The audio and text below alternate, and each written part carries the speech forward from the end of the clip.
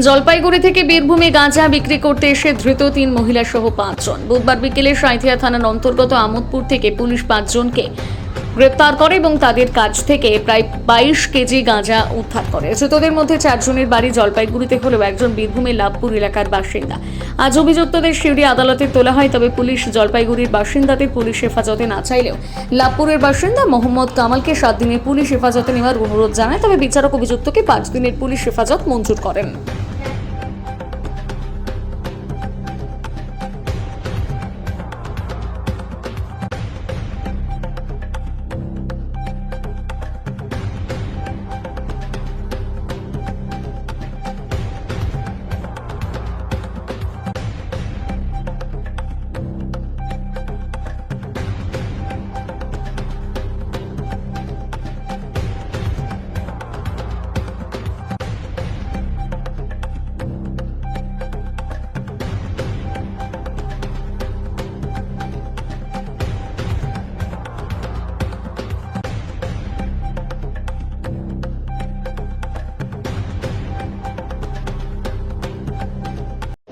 গতকাল সাঁইথিয়া থানার পুলিশ 4 জনকে আমোদপুর আউটপোস্টের আন্ডার একটি জায়গা থেকে 4 জনকে অ্যারেস্ট করে 5 জনকে অ্যারেস্ট করে।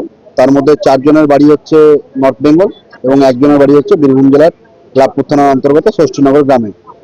তাদেরকে অ্যারেস্ট করার পর তাদের কাছ থেকে 22 কেজি পুলিশ রিকভারি দেখিয়েছে, 22 কেজি গাঁজা রিকভারি দেখিয়েছে এবং আজকে লানেট সিজিএম কোর্টে সেই 5 জনকে কোর্টে তোলা হয় এবং তাদের মধ্যে থেকে একজন, যার বাড়ি হচ্ছে লাভপুর ষষ্ঠীনগরে, মোহাম্মদ কামাল, অ্যালায়েন্স হচ্ছে মোহাম্মদ মফিজ, তাকে সাঁইথিয়া থানার পক্ষ থেকে রিমান্ড চাওয়া হয়, 7 দিনের রিমান্ড চাওয়া হয় এবং তার মধ্যে থেকে লানেট কোর্ট তাকে 4 তারিখ পর্যন্ত রিমান্ড অ্যালাউ করে এবং বাকিদেরকে জুডিশিয়াল কাস্টডি দেওয়া হয়। তাদেরকে অ্যারেস্ট করা হয়েছে আমোদপুর আউটপোস্টের কাছাকাছি স্টেশনের একটা সংলগ্ন জায়গা থেকে, রাস্তা থেকে। তাদের নামগুলো হচ্ছে পলাশচন্দ্র সরকার, যার বাড়ি হচ্ছে ভক্তিনগর, ডিস্ট্রিক্ট জলপাইগুড়ি। আরেকজন অ্যারেস্ট হয়েছে মায়া রয়, যার বয়স হচ্ছে 70 বছর, বৃদ্ধা বয়স্ক মহিলা, যার বাড়ি হচ্ছে জলপাইগুড়ি। এবং আরেকজন নাম হচ্ছে ভালোবাসা বিশ্বাস, যার বয়স হচ্ছে 61 বছর, তারও বাড়ি হচ্ছে নর্থ বেঙ্গল জলপাইগুড়ি। এবং পূর্ণিমা বিশ্বাস, যার বাড়ি হচ্ছে নর্থ 24 পরগনা। এবং একজন মোহাম্মদ কামাল অ্যালায়েন্স মোহাম্মদ মফিজ, যার বাড়ি হচ্ছে বীরভূমের লাভপুর।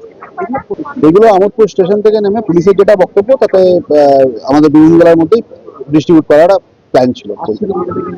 আসছিল নর্থ বেঙ্গলের কাছ থেকে পুলিশের বক্তব্য নিয়ে। আমার নাম অনিন্দ সিং।